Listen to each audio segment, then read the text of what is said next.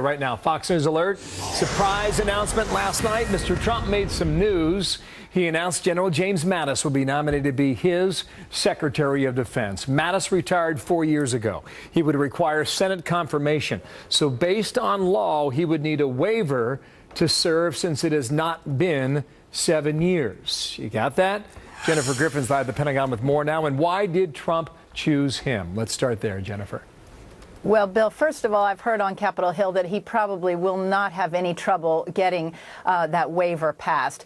Trump said a year ago that he wanted someone tough as his defense secretary in the mold of General Patton or General MacArthur. The rumors had been swirling for weeks that he was leaning toward General Mattis, who was forced to retire early from his position at CENTCOM because he was not in lockstep with the administration's thinking on Iran. The president-elect made it official last night. We are going to appoint Mad Dog Mattis as our Secretary of Defense. But we're not announcing it till Monday, so don't tell anybody. Mad Dog. He's great. He was once asked what the greatest danger to the U.S. coming from the Middle East was, to which General Mattis said, Iran, Iran, Iran. He says he does not believe, however, in tearing up the Iran nuclear deal, in part because it would be difficult to get allies to join the U.S. in reimposing sanctions. Expect him to be a tough enforcer, however, of that agreement and unafraid of reasserting U.S. leadership in the Middle East. Bill. I heard your initial report last night at the Pentagon. What is the reaction there? I thought that was very interesting, Jennifer. Well, already morale has been lifted after a feeling that there have been too many restraints on the warfighter. Mattis is a colorful pick. Marines will follow him anywhere. You go into Afghanistan, you got guys who slapped women around for 5 years because they didn't wear a veil. You know, guys like that ain't got no manhood left anyway, so it's a hell of a lot of fun to shoot them. You know, I mean, it's a good fight. Mattis is more than a series of colorful comments. He spent years at Stanford, and he has a collection of 7,000 books. He took with him on deployment the writings of Marcus Aurelius. He's known as the warrior monk. He has contacts all around the world from his time at CENTCOM and also overseeing the transformation of NATO. Back to you, Bill. Peter's going to talk about that, too, in a couple minutes here. Thank you, Jennifer Griffin from the Pentagon today. Thanks.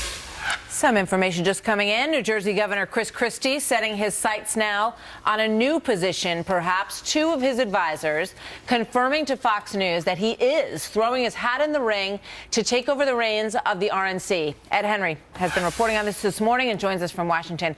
Good morning to you, Ed. What do we see here? You, Martha. You too. Well, interesting bit of angling by the governor of New Jersey. Let's not forget where he started. He started running for president, of course, in addition to being governor, failed at that, and then was a serious contender to be the vice presidential nominee, just lost out to Mike Pence, and then had been looking at various cabinet posts, maybe Homeland Security Secretary, but instead two advisors, as you say, telling me that he is interested and has very much thrown his hat in the ring to be RNC chairman. The problem for Governor Christie is that there are some other strong candidates, and it appears that various people in the president-elect's orbit are not interested in Christie getting the job. For example, Reince Priebus, the outgoing RNC chair, of course, will be the White House chief of staff. He's pushing Ronna Romney McDaniel. She is the niece of Mitt Romney and is chair of the Michigan Republican Party. And then you see there on the left, Mercedes Schlapp, a Fox News contributor.